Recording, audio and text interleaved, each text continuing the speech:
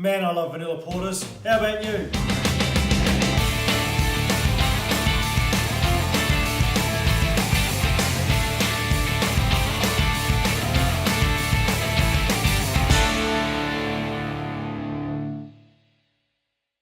G'day guys, Beer Healer here, and welcome back to my kitchen for another home brewing video. Now it's getting pretty cold and dark down here in Hobart right now, so it's a perfect time to start drinking and brewing dark beers.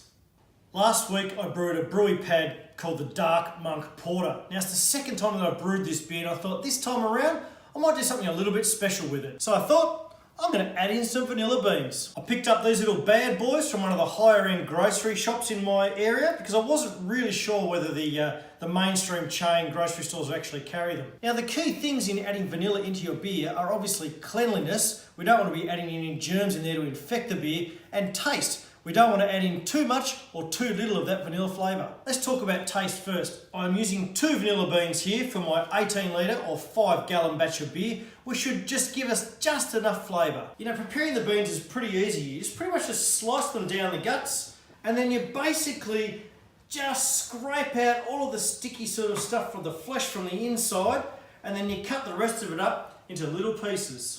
I mentioned cleanliness before, which is of utmost importance in all aspects of brewing. So other than making sure that your hands and your utensils are clean, I'm also going to use a little bit of vodka here just to mix in with the beans to make sure that it kills off any residual nasties. So look, you don't need too much vodka in this little container here, just enough to sort of cover up the beans, let them soak in there. So we'll leave that for a couple of hours just to soak in, and then we'll go and put it into the fermenter. So the porter's currently in my temp controlled fermenter, and just a note on that really quickly, I had no idea how awesome this thing would make my beer turn out. It has just been absolutely unreal. Here we are, in the good old SS Brewtech bucket. Now, this thing is absolutely fantastic. I couldn't speak highly enough of it. Look, really, some people would probably want to rack this to a secondary fermentation. I don't really do that, but to each their own, you know. And plus, I've only got one SS Brewtech bucket, to be honest with you. Having said that, it's my birthday very soon, so I don't know, maybe I should hit the wifey up for one for a birthday present. How does that sound? Now, here it is, all ready to rock and roll, so pretty much just a matter of taking the top off it. Jesus, it's on tight, at our own strength. And we tip her in. Tip it all in there. Happy days.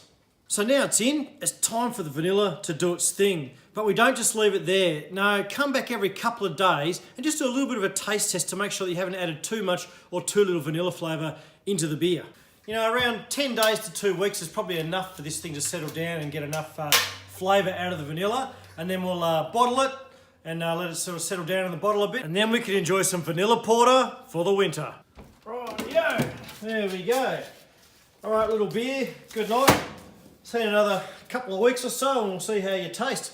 Look, have you done a vanilla porter before? If so, how does your method differ to the way that I've done mine here tonight? Would love to hear your feedback and your tips, because as always, this is a real learning journey for all of us in this homebrew world. And look, until we talk again in this great big craft beer world of ours, cheers to great beers.